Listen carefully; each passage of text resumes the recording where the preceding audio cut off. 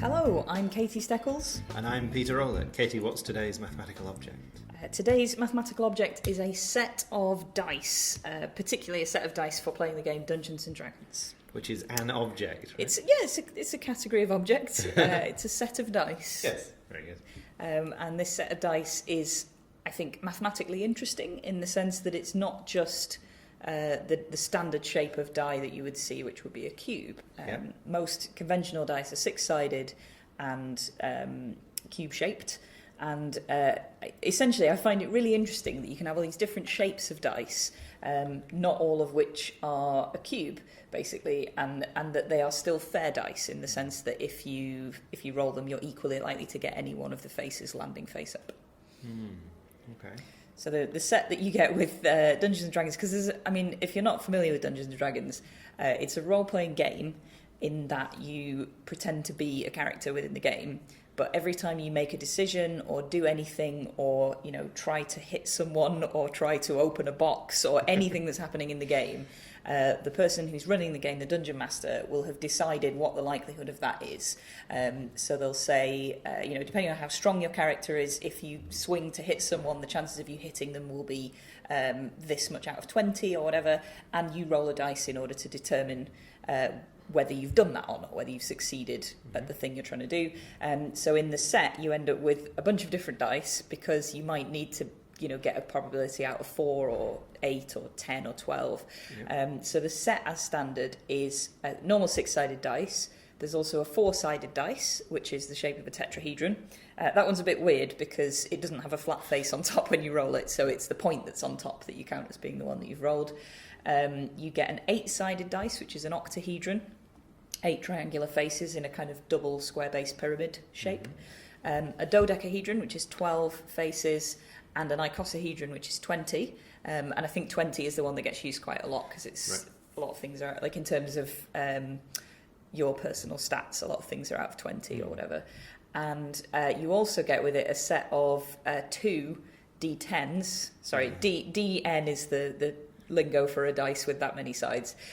So 2 10-sided dice. Which is weird, right? Because the others are platonic solids. Yes. So the first 5 are the 5 platonic solids. So I think a lot of people look at this sort of set and say, oh, that's weird because it's lots of dice that aren't just cubes. And I kind of look at it as a mathematician and think, oh, that's weird because some of those aren't platonic solids. Yes, yeah. So the D10s are slightly odd in that they are, yet again, we're trying to describe physical objects on a podcast. Yep. But they are two 5-sided pyramids, if you can imagine like a pentagon-based pyramid, but the 2 pentagons aren't stuck together like flush to each other. They're offset, so the points on one of the pentagons are opposite the gaps, the edges on the other pentagon, and the faces have kind of been extended, so they've got a little triangle bit at the bottom, so you end up with a zigzag line around the outside of the shape. Yeah, so you've kind of got, when you say 5-sided, you mean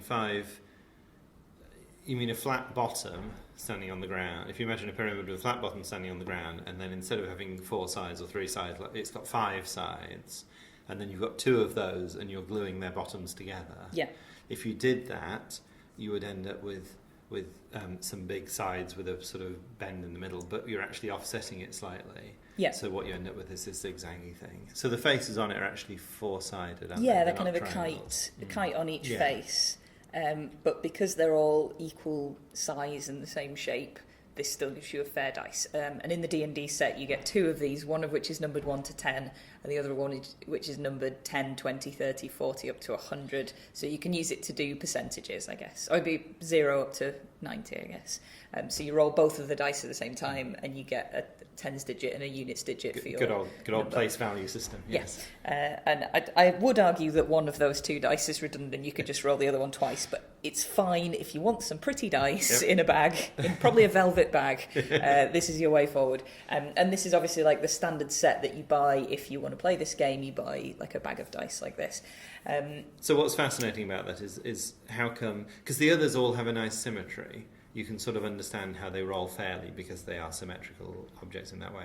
Although I'm looking at the 8-sided dice, trying to get my head around. Anyway, but in some ways, platonic solids kind of have this inherent, they're the same all around, they're the same in every direction, etc. So what what do we need to make a die fair otherwise? Yeah, this is the question that's intrigued me, because, you know, if I just put, you know, a shape together and then write some numbers on the faces, if I roll it, will I get a fair dice? And I guess there are a couple of assumptions that you make here. So the first assumption would be that the substance you're making the dice out of is homogeneous. So you've not got any changes in density within the shape. Because if you wanted if you were a con man and you wanted a die that didn't roll fair, Or a con woman, very good, you would sort of have a die that was heavier on one face. Yeah, you could weight a dice so that it's biased towards one face. Right. But I'm going to apologise now for continually saying dice instead of die. I was wondering if we were going to completely address random. Yeah, it's complete potluck whether I'll say one or the other. When we started, my son took an interest in dice when he was 2 or 3 or something like that, and we sort of took a decision to say dice and just not worry about die, because there's also people die, and will the school teachers get it right, and will he just start getting annoyed with people who say dice when they mean die, and do we want to raise him into this indoctrinate him into this sort of pedantry? And I know Matt Parker has a strict policy of never say die, right? So we can do whatever we want. So you're assuming that the material that the dice are made of is homogeneous, and that if you roll them, they'll that won't affect the way that they throw. You're also assuming that when you throw the dice, you're doing so in a truly random way. So my analogy for this would be if you imagine someone throwing a coin, which is effectively a 2-sided dice, but we'll not get into the specifics of that just yet. But if you consider a flat coin, yep. a 0 thickness coin, if you just hold it flat in the air and then drop it, the chances of it landing on the opposite side are not 0, but a lot smaller than they should be. So if you want a fair toss of a dice... And you see people do this with games where the person's rolled a 6 and they just sort of bounce it up in the air. Yeah, you just pick up the dice and drop it again. Yeah. Well, I'm not sure you've rolled that. So you want... I guess that you would specify that your rotation is random. Yeah. From a random possibility of directions and speeds of rotation. I'm slightly fascinated by the randomness of dice, because there's nothing inherently random about a die, right? It's a chaotic system that's incredibly sensitive to the initial conditions. Yes, and that's all you're looking for, really. You're not going to get true randomness in this world, are you? But you have to, you have to have it in such a way that if you did move your hand ever so slightly or release it at a slightly different rate or whatever, it would have this huge impact. If you just had, if you were just putting it down on the table effectively, then that wouldn't count. So we're looking for sensitive dependence on initial conditions in your dice throw. Good. Which is fine.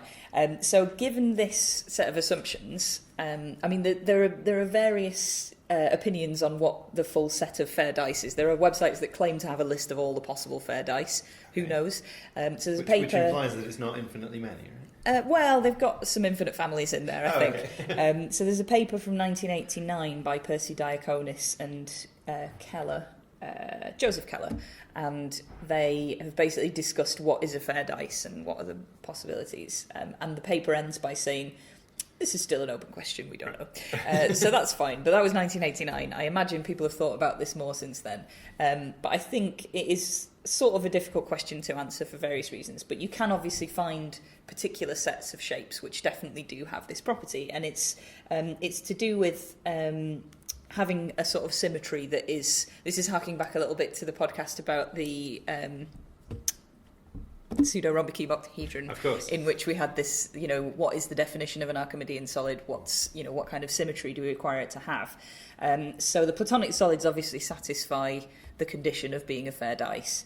I hope. I mean, people have just assumed that. I don't know.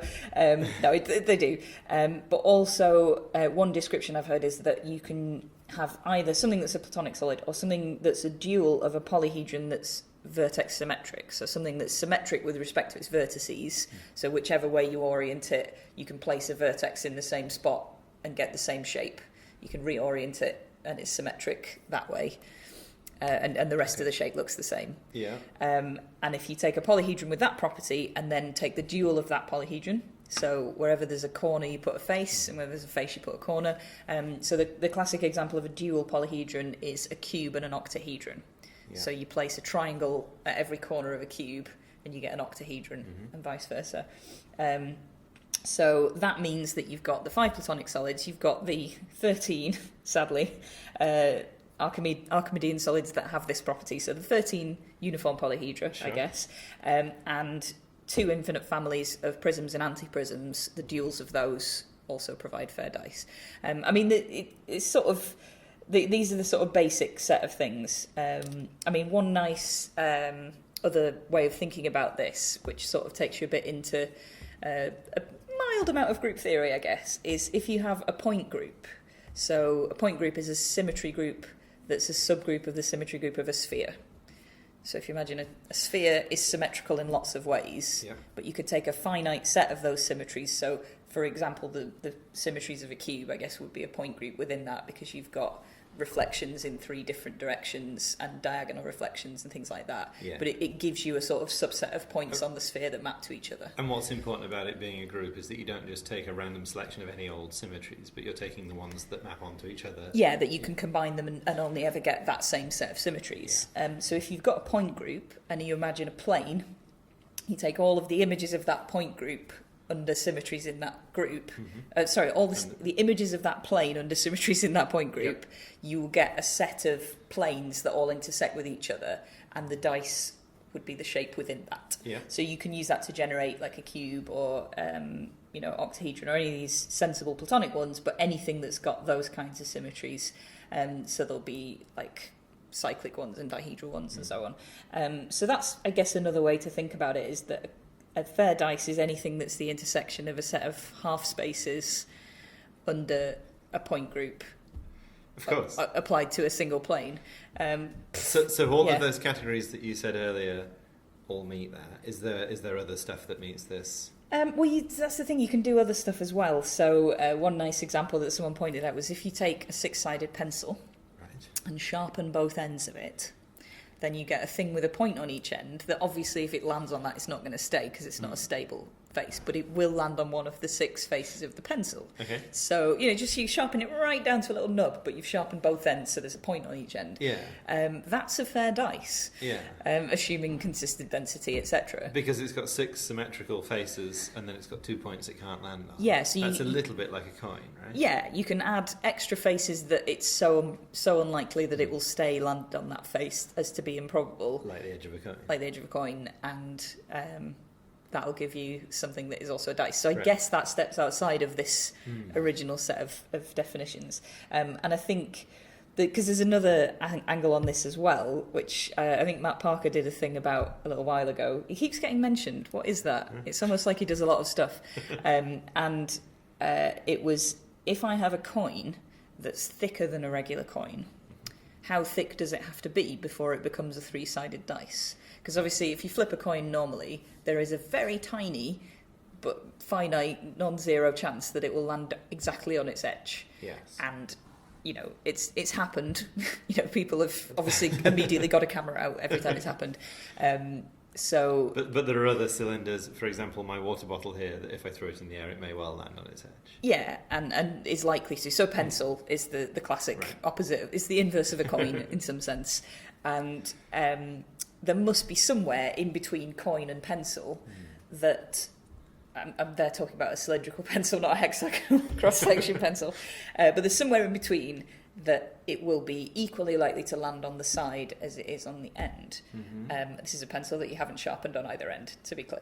So it's kind of a fun question, because when we looked at this, we had a play with this for the video that Matt did, and we were trying to work out, how do you calculate that length? Do you say you want the area of the outside face to be equal to the area of the other two, or is it to do with volume? Or there were a few different ways that different people came up with to calculate this, and all of them gave a different answer.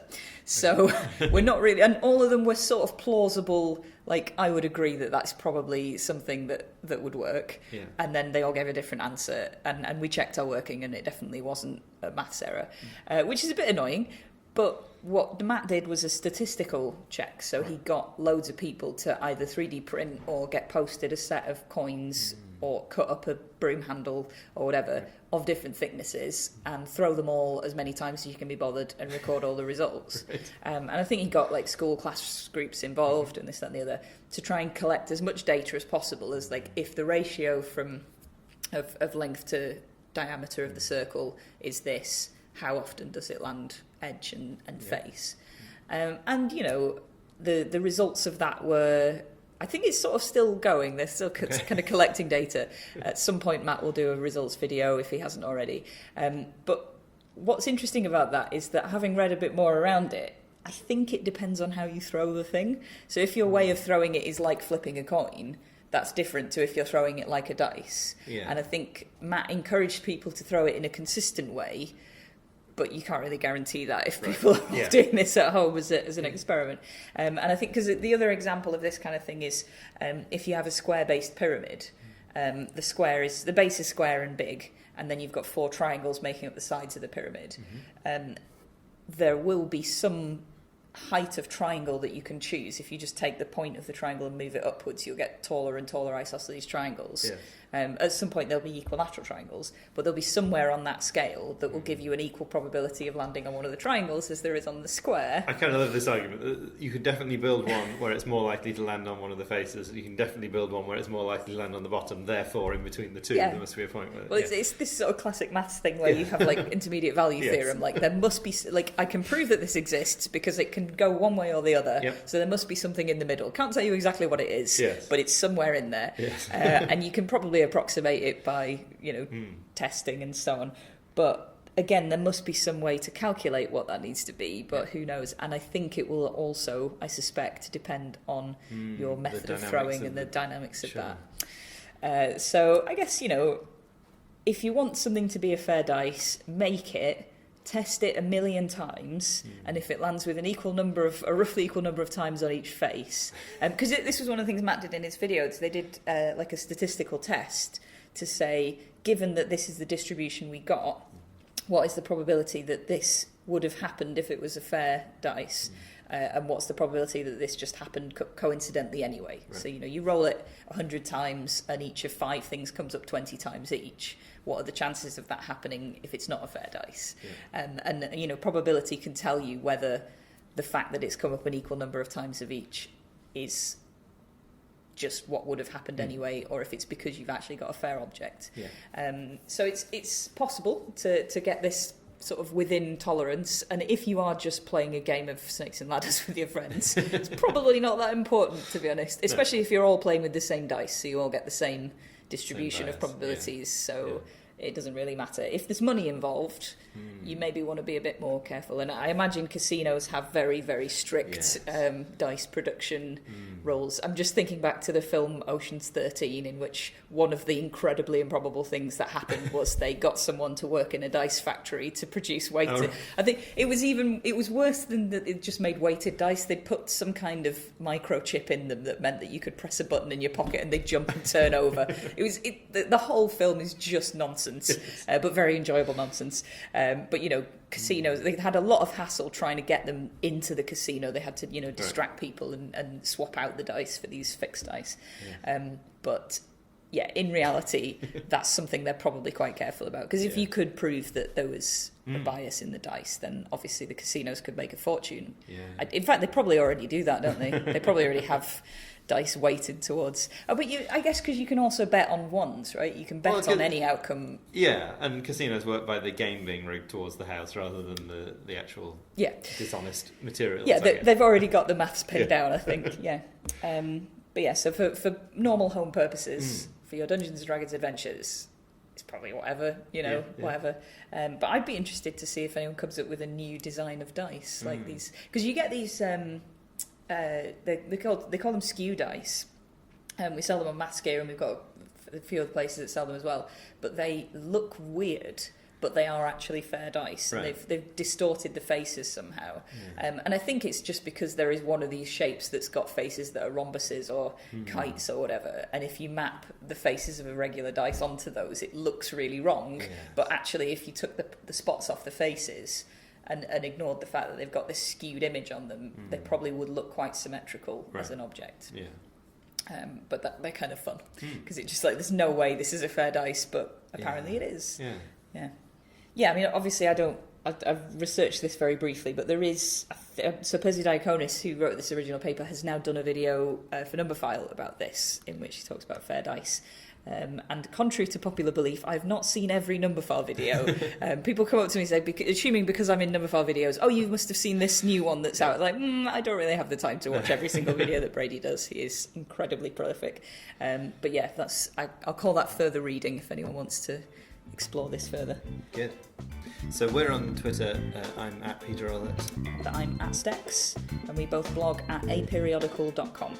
And if you want to get in touch with us, suggest an object or anything else, then you can email us object@aperiodical.com. The music is Funky Game Loop by Kevin MacLeod, licensed under Creative Commons.